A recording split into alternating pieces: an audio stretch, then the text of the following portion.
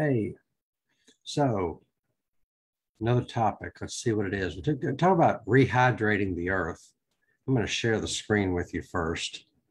So I'm going to go over here to share screen, share. Okay, now we're going. So we're going to talk about rehydrating the earth. So when I say rehydrating the earth, it's like, let's talk about a definition. So Rehydrate the Earth is this document I got busy and did, and then quickly turned into 4,000 words. And it's like, okay, here we go. Fasten your seatbelts. So this is the second thing I've done in that regard. And it's like early on, it's like, rehydrate the earth. What are you talking about, Hart? So rehydrating the earth means two things: the earth as a globe and the earth underneath our feet. So let's do both. Let's rehydrate the globe because the globe is quickly desertifying. And let's rehydrate the earth underneath our feet. The great thing is that if we're going to rehydrate the globe, it starts with the earth beneath our feet. It starts where we are. It starts, if you own a home, it starts in your home. It starts in your community. And if you're a farmer, it starts on your farm. If you're involved in community parks, it starts in your community parks. And rehydrating the earth means that we capture the rain where it falls.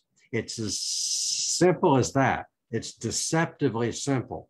We capture the rain where it falls, because what we do instead is that we drain the rain. Our landscapes are designed for drainage. They need to be designed for hydration. Our landscapes are designed to get rid of the water as fast as we can. When it comes to urban planning, it's all about get rid of that water as fast as we can, like it's waste, like it's a plague. No, it's gold. Everything needs water. So capturing the water, letting it soak in where we are, is the key to rehydrating the earth. Like I said on the last video, rehydrating the earth is going to take care of 2/3 of the world's problems, in my humble opinion. And I think that's a conservative estimate. If we did rehydrate the earth, and we did it on any kind of scale, and if we did it on any kind of consistency, and we did it with anything like the urgency, the appropriate amount of urgency, then we would thereby solve 2/3 of the world's problems. We would have more productive farms. We would have more productive local economies. We could solve little teeny weeny problems like poverty. We could solve teeny weeny problems like hunger. We could cool the climate. We could cool the earth generally, and we could cool our microclimates. We could get plant matter growing. It starts with rehydrating the earth. It starts with understanding and having some understanding of what that means. So let's talk about some of what that means. On my handy dandy document titled Rehydrate the Earth, I have this definition. What does it mean to rehydrate the earth? Number one, it means capture rainwater where it falls. Number two, it means reduce drainage. Am I on? Yeah, I'm on Facebook Live. Sorry. Okay, reduce drainage. Why do we have all this drainage? I mean, I'm fortunate. I'm in a relatively wet environment. We have about 40 inches of rain per year. That's about, if you're metric, that's about 100 centimeters or 1,000 millimeters per year of rainfall. That's good, but still, you can still be a desert even if you get a lot of rain. Acre by acre, you can be a desert. Hectare by hectare, you can be a desert if the rain does not soak in. And that's especially true if you live in a dry environment. So why are we draining everything? Why are we getting rid of water like it's a plague? So I'm in Kentucky. It's just north of Tennessee. Tennessee recently had a rain that was 17 inches at one time. A couple dozen people died. It's a catastrophe that doesn't, yes, it's a record rainfall, but we can capture the rain where it falls so that it doesn't all drain quickly into the streams and waterways. So we want to, number two, we want to reduce drainage. Number three, we want to hold water on site as much as possible. We'll talk about how to do that. Number four, one strategy is to grow green plants, which are a reservoir for water. Green plants are a reservoir for water. All living things contain water. All living things contain carbon and water.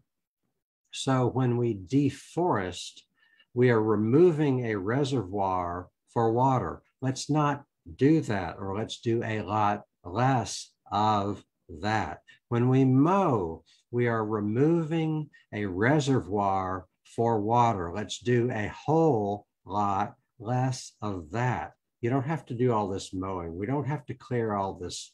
We don't have to clear all the plants. As a species, we've cleared about half the plant matter from the earth. We need to go back the other direction. We need to add green plants. So item number four is grow green plants, which are a reservoir for water. This means letting trees grow. This means mowing less. If you mow less, some trees are going to volunteer. In my little yard, I've got maple trees volunteering. They're saying, hey, I want to grow. You don't even have to go to a nursery. You got maple trees, oak trees, catalpa trees, and hackberry trees, and oak trees. Did I say oak twice? Maple, oak, hackberry, catalpa, and I'm looking for a black cherry tree to grow because there's a black cherry tree back there. I'm looking for a black cherry tree to grow, but growing green plants means letting trees grow. It means letting grass grow more. When you let your grass grow more, you're going to have some wildflowers to grow up in it. Wildflowers feed pollinators. We need to feed pollinators. Growing green plants means letting bushes grow because, yeah, hey, let's plant. I'm a politician. We're going to plant trees. Or I'm a corporate CEO. We're going to plant trees. No, let your trees, just let the trees grow. Let them grow. And, but not just trees. Trees, you know, tall trees, short trees, your canopy trees, your understory trees, your bushes, and then you let vines grow. There's a natural tendency. Oh, there's a vine, get rid of it. You don't have to do that. We don't want to do that. Every leaf is a solar-powered air conditioner. Repeat, every leaf is a solar-powered air conditioner. We want that. It's a reservoir for water, for one thing. It's also, sun shines, the leaf does photosynthesis, and that uses that photosynthesis to pull water up out of the ground and transpire that water. That has a cooling effect. Every leaf is a solar-powered air conditioner. So let's go on.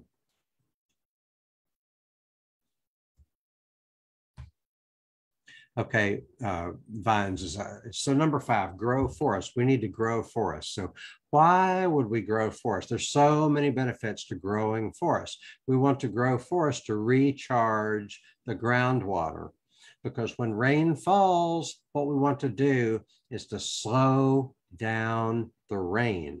That's the difference between drainage and hydration. We want more hydration and less drainage. We get hydration when we slow the water down. So you want not only trees, when possible, you want a complete forest. A complete forest is going to include not only tall trees, short trees, bushes, vines, herbaceous plants, wildflowers.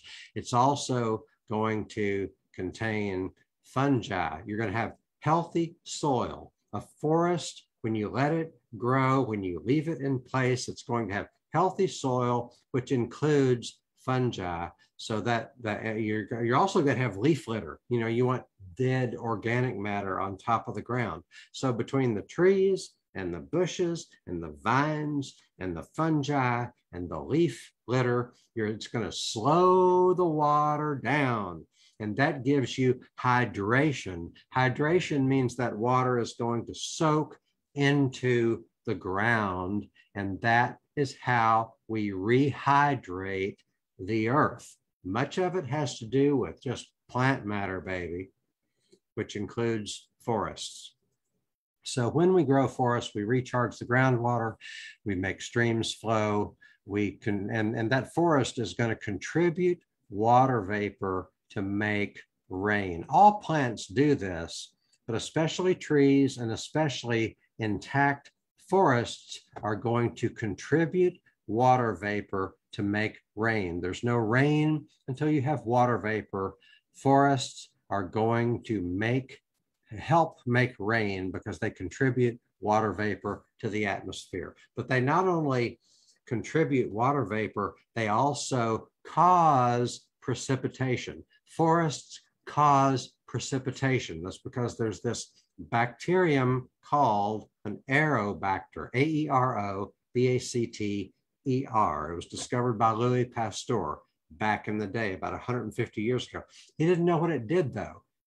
But the aerobacter comes out, the aerobacter comes out of the leaf of trees. It goes into the air, and then it causes precipitation, because precipitation occurs when a raindrop coalesces. You have these million water molecules that need to coalesce into a raindrop. It doesn't do that without a nucleus. The nucleus can be three things. It can be an ice crystal, or it can be a salt, or it can be an aerobacter bacteria. You need one of those three. And much of the rain, if not most of the rain in the world, is caused by the aerobacter bacteria. You only have that if you have a forest. If you get rid of the forest, you get rid of the aerobacter bacteria. And we've deforested, a lot of deforestation has occurred out west, and in the American West, and we wonder why we have drought. If we want rain, we want to leave the forests alone, and we want to. I'm so weary of people talking about planting trees. It's just it's demagoguery on the part of politicians, and it's demagoguery on the part of corporate CEOs and PR types. Let the trees grow. Trees will volunteer. There's a time to plant a tree, but trees will volunteer and will grow on their own if we don't mow them down. So just saying, don't get me started. Item number 6. So what we're talking about here is we're talking about, what does it mean to rehydrate the earth? What's the definition? We're going to be talking about rehydrating the earth, and what does that mean? And we've gone through items 1, 2, 3, and 4. Capture rainwater, reduce drainage, hold water on site as much as possible, grow green plants. Number 5, grow forests. And number 6, reduce runoff. When water comes down, it can either go down or sideways. We want a whole lot more water going down and a whole lot less water going sideways. Sideways is runoff. We need to reduce runoff by slowing the progress of water. There are lots of ways we can do that. We will be talking about those ways. And in conclusion, we have lots of ways to restore water cycles. We need to understand this so we can take action. We need to take action at home and in our communities and at the national, the regional, state, national, and international levels. The purpose of this, as much as anything, is to increase your awareness. So let's be aware. The opportunities surround us. The opportunities to rehydrate the earth are all around us. And the purpose of this is to help you be aware of as many of those things as possible. Thank you so much for joining me.